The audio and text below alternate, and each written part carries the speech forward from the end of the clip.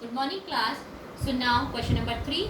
To conduct sports day activities in your rectangular shaped school ground ABCD, lines have been drawn with chalk powder at a distance of 1 meter each. 100 flower pots have been placed at a distance of 1 meter from each other along AD as shown in figure. Niharika runs 1/4 of the distance AD on the second line and post a green flag. Preeti runs 1/5 the distance AD on the 8th line and post a red flag. What is the distance between both the flags? And second part of the question, that if Rashmi has to post a blue flag exactly halfway between the line segment joining the two flags, then where should she post her flag? तो इस question में निहारिका जो है, ये मेरा एक rectangular garden है. इस रेक्टेंगुलर गार्डन में ए बी के अलग 1 2 3 मैंने ये पॉइंट शो किए हैं और ये 1 2 यहाँ 2 सिर्फ मैंने शो किया, अदरवाइज ये 100 तक मेरे फ्लावर पोट की पोस्टिंग मैंने शो की है. आफ्टर दैट सो निहारिका की जो पोजीशन है वो मेरी सेकंड लाइन पर और वाई एक्सिस पर जो मेरी है, वाई एक्सिस पर है 1/4 ऑफ एडी और एडी मेरा है 100 क्योंकि 1 मीटर उसने डिस्टेंस गिवन है मेरा फ्लावर पॉट्स के बीच में. तो टोटल 100 है यानी एडी मेरा है 100 मीटर का. तो 1/4 ऑफ 100 ये मेरा निहारिका की डिस्टेंस आ गई 25. यानी ये जो निहारिका है, निहारिका की पोजीशन मेरी है सेकंड लाइन पर और वाई एक्सिस पर कितना है, वाई एक्सिस पर 25.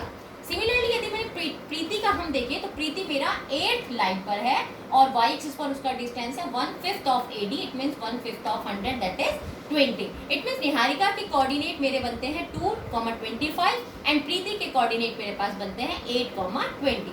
Now we have to find the distance between N P. So N P by distance formula x2 - x1 whole square plus y2 - y1 whole square. Put all the values and then find the value √61 unit. यानी NP जो मेरा distance है between N and P, Niharika और प्रीति के बीच का जो distance है वो मेरा आया √61 यूनिट.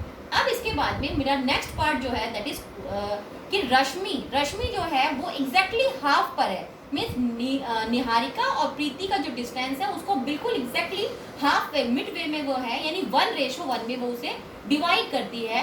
तो मुझे उसकी पोजीशन फाइंड करनी है, यानी जो रश्मि है उसके कोऑर्डिनेट मुझे एक्स वाई फाइंड करने हैं. तो उसे so now when for finding the value of X and Y we use section formula. So section formula is x is equal to m1 x2 plus m2 x1 upon m1 plus m2.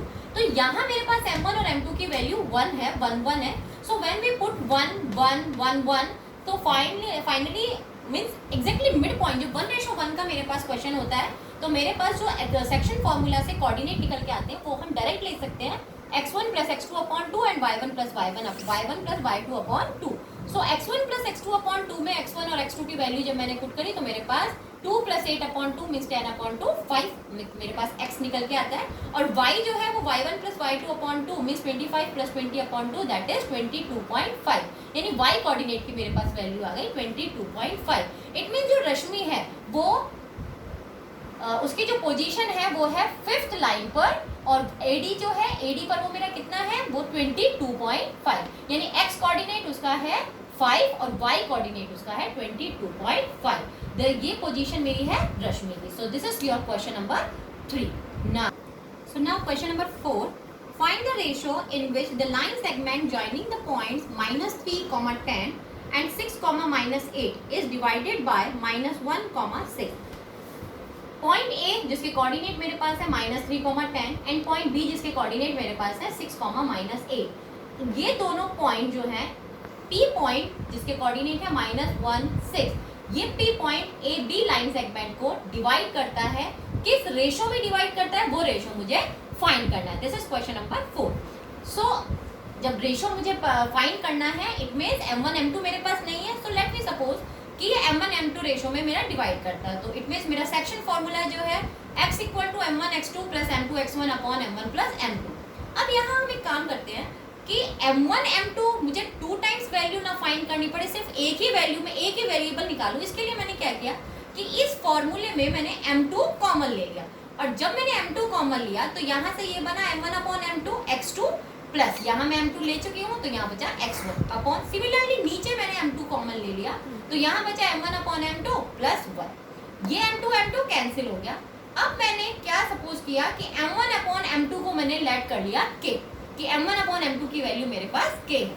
So m1 upon m2 को मैं k लिखूंगी, तो अब ये हो गया k x2 plus x1 upon k plus 1। तो x जो मेरा कोऑर्डिनेट था, जिसका फॉर्मूला मेरे पास था m1 x2 plus m2 x1 upon m1 plus m2, अब ये कन्वर्ट हो गया k x2 plus x1 upon k plus 1। It means अब मुझे m1 m2 की अलग अलग वैल्यू ना फाइंड करके सिर्फ एक वेरिएबल k की वैल्यू मैं फाइंड कर दूं, और क्योंकि k मेरा किसके इक्वल है, m1 अपॉन m2 के, तो यहाँ से मैं m1 और m2 दोनों की वैल्यू फाइंड कर दूँ। सिमिलर जब यहाँ x का फॉर्मूला मेरे पास आ गया k x2 plus x1 upon k plus 1, similarly y मेरे पास आ जाएगा k y2 plus y1 upon k plus 1। सो इन दो फॉर्मूला जो है, इन दोनों फॉर्मूलाज में मैं ये वैल्यूज पुट करूंगी और k की वैल्यू फाइंड करूंगी। x is equal to k 6 when we put value of x1 when we put the value of x1 and x2 by distance in section formula, so x is equal to k into 6 plus minus 3 upon k plus 1। अब x की value मेरे पास है -1, so -1 is equal to 6k minus 3 upon k plus 1। now cross multiplication, -1 into k plus 1 is equal to 6k minus 3, -1 into k, -1 into 1 -1, 6k minus 3। Shifting जब हम करेंगे तो मेरे पास आ जाएगा 2 equal to 7k, it means k is equal to 2 upon 7। So k की value मेरे पास है m1 अपॉन m2, और m1 अपॉन m2 मेरे किसके इक्वल आ गया, 2 upon 7k, it means m1 ratio m2 जो है वो मेरा आ गया 2:7। So now question number 5, find the ratio in which the line segment joining a 1, -5 and b -4, 5 is divided by the x-axis. Also find the coordinates of the point of division.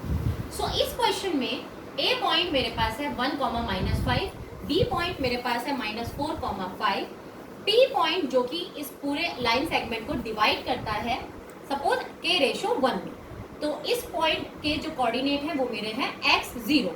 x0 क्यों है कि उसने बोला कि x axis cut कर रहा है, तो x एक्सिस जब कट करते हैं यानी x एक्सिस पे मेरा पूरे x एक्सिस पे y कोऑर्डिनेट 0 होता है, इट मींस x एक्सिस के लिए y इक्वल टू 0, तो ये p जो पॉइंट है ये मेरा क्या हो जाएगा x, 0 यानी y मेरा इसके लिए 0 होगा।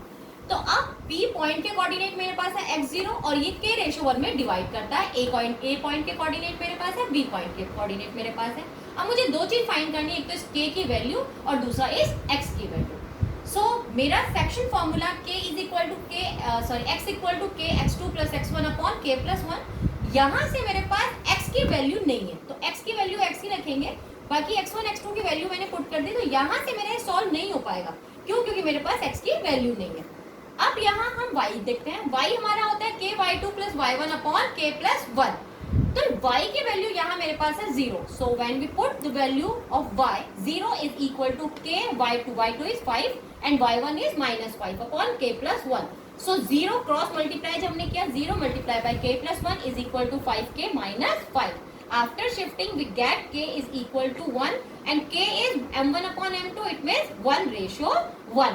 तो हाफ क्वेश्चन मेरा यहाँ सॉल्व हो जाता है 1:1। After that, so now when after half question मेरा 1:1 में खत्म होता है, एंड आफ्टर हाफ क्वेश्चन जो मुझे x की वैल्यू फाइंड करनी है, तो अब इसमें मुझे क्या करना है कि x जो मेरा होता है k x2 plus x1 upon k plus 1, यानी k x2 मेरा है -4 प्लस x1 मेरा है 1 अपॉन k प्लस 1। अब इसमें मैं k की वैल्यू पुट करूंगी जो मैंने हाफ क्वेश्चन में फाइंड करी है। So 1 into -4 plus 1 upon 1 plus 1, x equal to -4 plus 1 upon 2, that is -3/2। तो ये मेरी x की वैल्यू आ गई -3/2, यानी p कोऑर्डिनेट जो है वो मेरे पास आ गया, p कोऑर्डिनेट मेरे पास आ गया -3/2, 0। ये मेरा आ गया coordinate. This is question number